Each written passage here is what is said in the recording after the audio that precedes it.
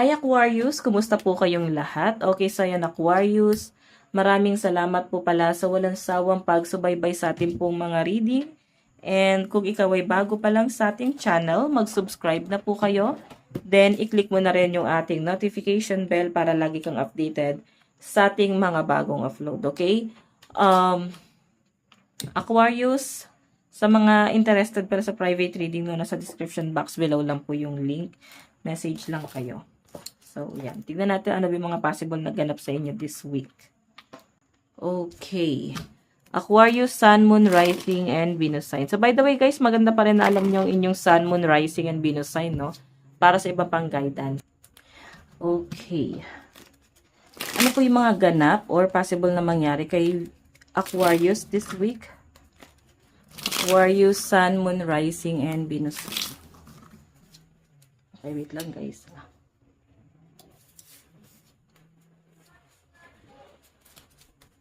Aquarius, Sun, Moon, Rising, and Venus sign.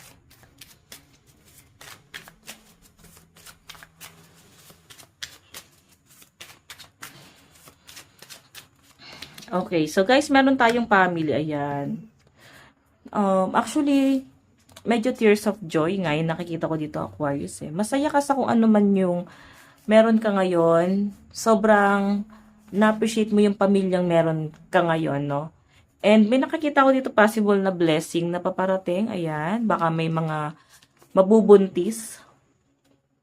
Ayan, may mabubuntis or baka ngayong this week, no? Baka may mga manganganak na pala. Okay? Or kung hindi pa naman guys, pwedeng family planning to. Kasi patungkol sa pamilya ang energy mo this week. Medyo emotional. Pero guys, mas nakikita ko kasi yung tears of joy to. Emotional lang, parang dala lang to guys sa sobrang kaligayahan. Or dahil masaya ka, or kontento ka sa kung anong meron ka. Hindi man siya guys, ganun ka perfect, pero at least masaya ka sa kung anong meron ka. Kasi ito yung wish fulfillment mo. Okay. Tignan pa natin.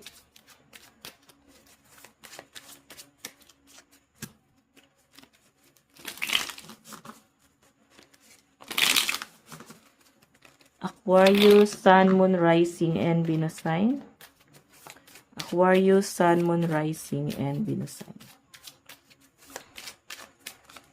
Meron tayong Two of Swords. So guys, yung pinapakita sa akin dito, yung Two of Swords kasi is medyo may mga bagay na undecided ka. Okay?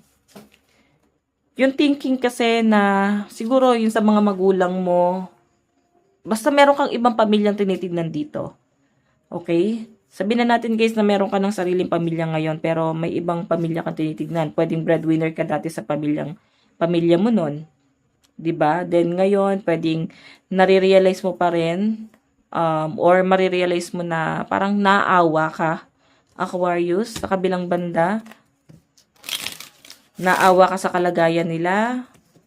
Naawa ka sa kung anong pwede nilang danasin dahil nga ikaw yung breadwinner, ikaw yung inaasahan. Pero syempre ikaw, meron ka na kasing sariling pamilya. Alam mo yung sarili mong pamilya yung nagsasuffer dito kasi nga inuuna mo yung ibang tao. Okay? So, pwede kasi ngayon naman, no, pwedeng naayos nyo na to ng pamilya mo. Kaya nga, sabi dito is tears of joy to. Kasi nga, finally guys, is totally settled na. Lahat ng mga dating plano lang ngayon, nagkakaroon na siya guys ng katuparan. So, since Two of Swords naman to, medyo magbubulag-bulagan na lang kayo. Like, kung hindi mo to gagawin, kung hindi ka hahakbang, parang sila din yung kawawa eh. Ganun po yung nakikita ko dyan. So, again, pwedeng ginagawa mo to, Aquarius, para matuto sila na tumayo sa sarili nilang mga paa. Okay? Kasi kung nandiyan ka nakaantabay, lagi sa kanila, pwedeng tinuturuan mo sila na maging mahina. Ngayon, parang sarili mo naman at yung pamilya mo naman na binubuo, ang gusto mo na guys, pagtuunan ng pansin dito. Okay?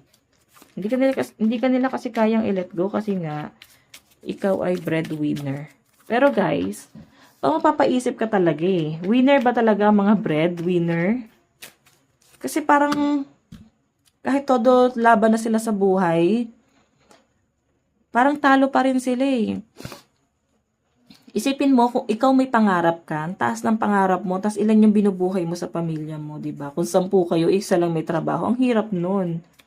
Okay, hati-hati yung pera mo sa lahat.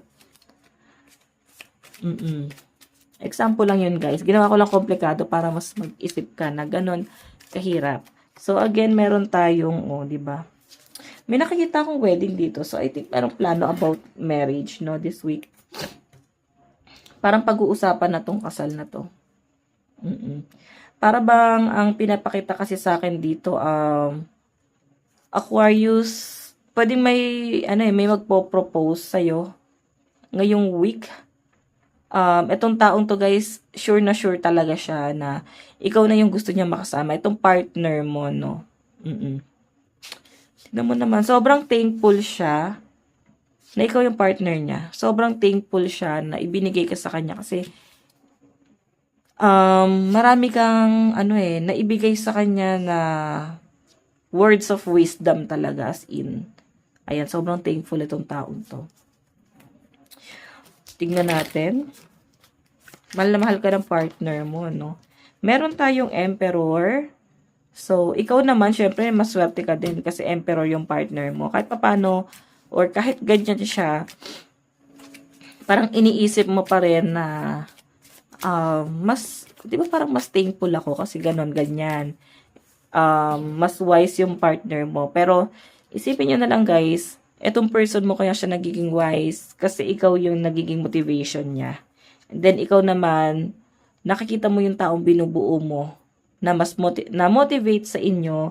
And yung taong binubuo mo, guys, binabalik sa inyo yung magandang binibigay mo sa mental health niya. 'Di ba? Magandang relationship to. And then may partnership, guys, oh.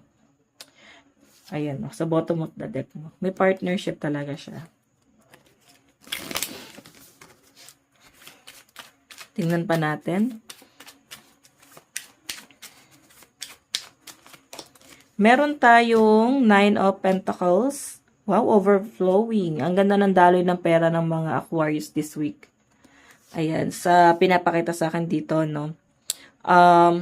Aquarius, maaring ngayon ipahinga mo na, no, ngayong weekend, yung energy mo kasi yung pinapakita sa akin dito.